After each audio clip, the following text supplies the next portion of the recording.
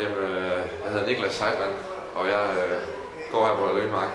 Jeg hedder Frederik, og jeg er 18 år, og jeg går på HG og på Lønmark. Og jeg møder jo klokken 8, lidt over 8, og så begynder timen kvart over 8. Og så vores timer, de foregår, det er 60 minutters timer, så det er så fra kvart over 8 til kvart over 9, og så et kvarters pause. Og så en time igen, kvarters pause, time igen, 25 minutters pause, og så sidste time. Jeg har sat mig ud til klokken 7 om morgenen, og så vækker det mig ikke, fordi min telefon ikke kan finde at vibrere. Og så kommer jeg i skole en time for sent, og så er det bare almindelig undervisning. Mange folk overdriver lidt om, hvor slemt HG er. Det er en gymnasiel uddannelse, men jeg synes, det er fint at gå her. Men selvfølgelig, hvis jeg kunne, så ville jeg nok have taget en HX. Jeg siger, det var her i 10. sidste år. Og en fucking bøssested. Nå, i aften eller sådan noget. Det er jo også.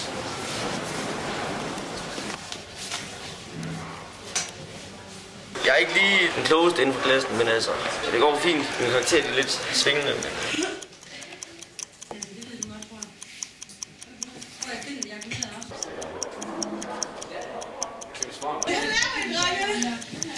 Hvad? Hvad?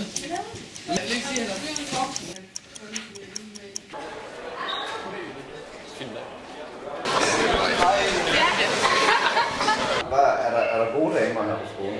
Ja, der er masser, og de lugter ikke alle sammen med blomster og blomstertøj på. En rigtig lækker roast beef. Der er forskel på, om det er mandarin eller om det er krydskrætterne. Det er sgu da ikke fordi, at jeg ikke kan finde ud af at skralde dem. Ja.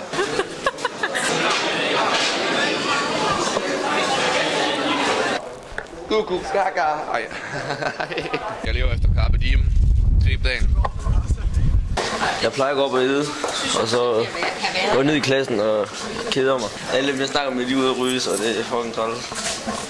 Så se, hvor fucking klam mad det. En energidrik, fordi jeg er pisse træt.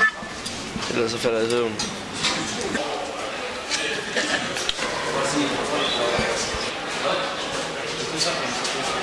Det er så der, vi alle sammen ryger. Jeg ryger så ikke, fordi det er en dårlig ting at ryge, men det var de. Det er her, vi må ryge efter den nye rygerpolitik, som ikke giver mening overhovedet. Hvad skal I med mig i fitness efter skole? Ned og filme og pumpe?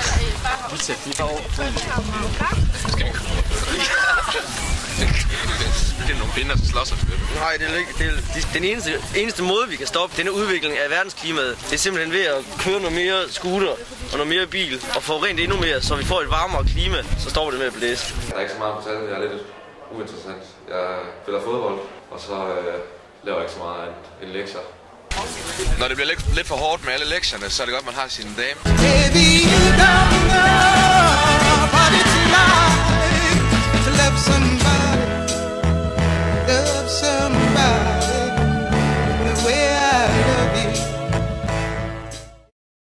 Hvad for nogle fordomme, der går om elever? Der går blandt andet i Mokai, og at vi er nogle bøsser, der altid går i skjorte. Jeg går aldrig i skjorte. Og så har vi meget ID-voks i, tror jeg. Jeg har ikke noget voks i overhovedet. Det er overlagt. Så tror jeg, har du ikke madpakke med de fjolles? Jeg har spist. Hvornår fanden har du gjort det? Det gjorde jeg i timen. Du var allerede lige da du fik at tage det. Ja, men jeg spiste det i timen. Jeg skal over have noget. Jeg har faktisk I kan købe en ostebrød. For du kan stå derom og stjæle alt det, jeg lige har taget. Det er ikke derude, jeg skal det. Hvad fanden laver han? Du kommer her. Kan du se det derom? Hæft det derom. Nej, jeg falder ikke rigtig den her maskine her. Nej, det var fordi, jeg skal i kæve. Jeg har trykket nu. Fucking nærmere. Det skal da ikke have noget slik. Hvornår skal du time igen, Heidman? Det er så fedt.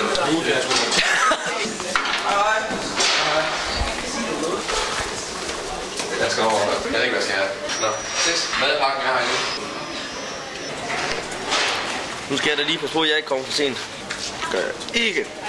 Hvis det foregår her, i det her område, de døre bliver så lukket, og så inde i kantinen, og så fortsætter man herned, og der er så endnu et stort område dernede, hvor der er scene og DJ og bar, så det er sådan rimelig stort. Det er så også fordi, vi er jo HHX, HG, HTX og Step 10 og teknisk faktisk også. Så vi er rimelig mange. Det er også grund til det, som det ikke er ligesom på Statsskolen og Amtsgymnasiet, at vi må have vennebillet. Det har vi ikke, fordi der bliver simpelthen for mange. Det bliver overfyldt. Den lavede vi faktisk den første dag, vi var startet på HG. Det er sådan et åndssvagt projekt, hvor vi skulle samle en IKEA-skammel for at styrke vores samarbejde med hinanden. Så måtte vi kun gøre det med en hånd. Det viser lidt om, hvor sjovt vi har det på HG. Lige nu der har vi så frikvarter, men efter det så skal vi ind og have klassens team. Jeg tror kun det på HG det fungerer. Det er bare hvor vi er inde og ja, hyggeligt. Det er sådan en hyggelig teamagt. Vi har en time om ugen, får vi noget kage og sådan noget. Og så efter det så har vi salg og service, og det er sådan de fag vi har. Salg og service og klassens team. I aften skal jeg til OD Café på Statsskolen, og det må jeg godt. Nej, det må jeg ikke, men jeg gør det alligevel. Herovre på handelsskolen er det lidt over stregen, når man gør nogle ting som andre, og ikke til tur. Nogle lidt mere end andre. Altså jeg vil sådan sige, at jeg er den stærke. Jeg turer godt nogle ting som andre ikke turer så. Så skal jeg ud og drikke nogle øl. Operation Dagsværk, eller hvad fanden det hedder. Jeg er ikke helt sikker på, at jeg må komme ind, men det håber jeg lidt. Så vil jeg støtte et godt formål, som jeg sagde tidligere. Drikke nogle øl. Det kan jeg godt tilvede mig. Drikke nogle øl i aften. Ud og drikke nogle mokai og... Ja, så er jeg så på vej til min... Det er faktisk min anden sidste lektion. Det er faget salg og service, jeg skal ned til nu. Og det er faktisk et rigtig godt fag. Det er mit yndlingsfag. For jeg har kun fået få karakterer, så nok omkring de 7. Som sagt, vi lærer derinde nu. Vi ses til OD Café. Vi skal drikke nogle mokai og sluge nogle øl.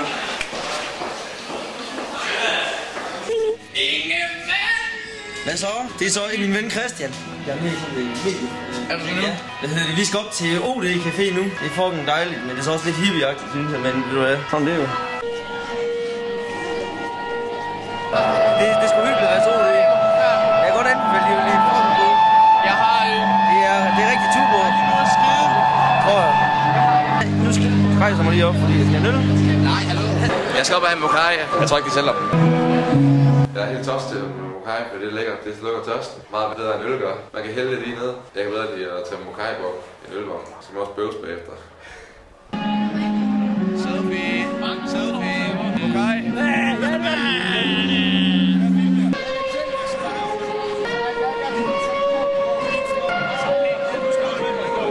Båd eller bøsse.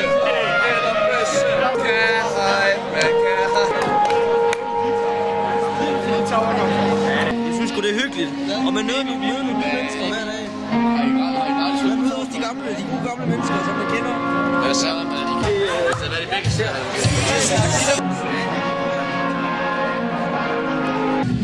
Slap da af. Det er Nonne Uklamukla, og hun eksisterede fra 1800 til 1816.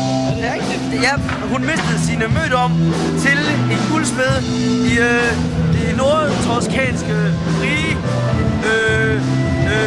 Philip Laren. Og altså afsted. Nu skal vi afsted. Giv det godt. Undskyld mig et øjeblik. Hvad hedder det?